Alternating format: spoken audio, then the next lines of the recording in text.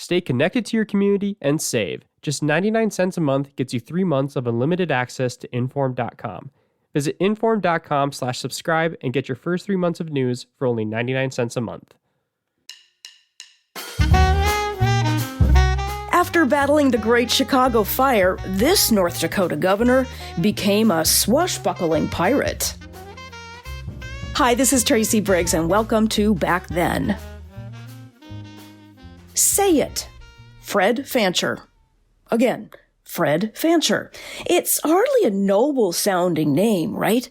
But to borrow a phrase from that famous Dos Equis beer commercial, this 19th century guy with the everyman moniker might just have been the most interesting man in North Dakota. Fred Fancher was the governor of North Dakota in its earliest days. Elected as a Republican in 1898, he only served until 1900, but left his mark on the very young state as a bona fide Renaissance man. Born in New York in 1852, the young Fancher was just 19 years old when he found a job at the Chicago News Agency, where he'd play an integral part in saving the business from disaster.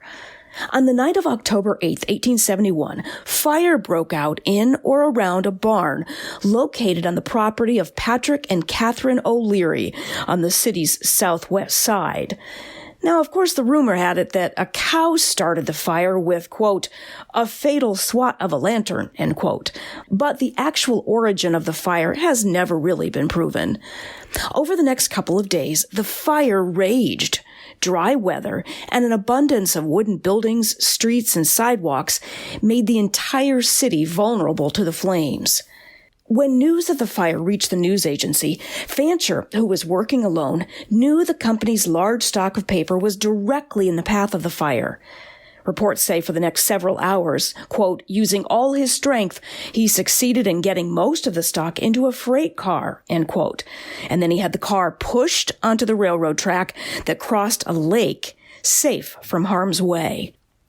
When the fire was over by October 10th, 300 people had been killed and thousands of buildings destroyed. When the president of the news agency, W.E. Tunis, got wind that Fancher single-handedly saved the business, he wrote a letter of commendation to the teenager. The letter was actually in the Forum archives, and I will read it for you now. It's dated October 14th, 1871.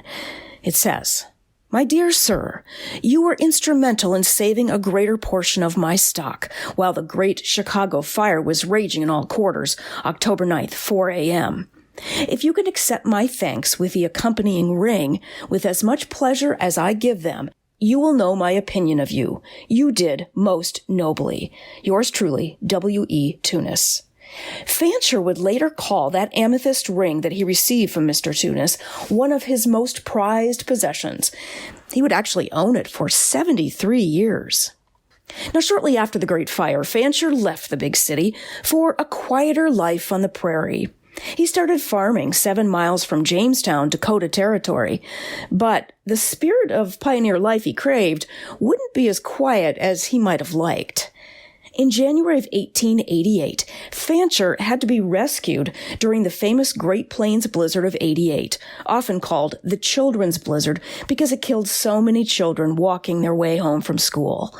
According to Extreme Weather, a guide and record book, the storm was a classic Great Plains howler, and some 237 people lost their lives, which was a really high number considering how sparsely populated the region was at that time.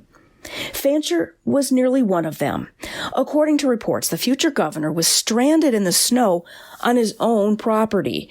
The fierce winds and falling snow caused zero visibility, so as Fancher walked out the front door of his home to go the short distance to the barn, he was lost in the whiteout.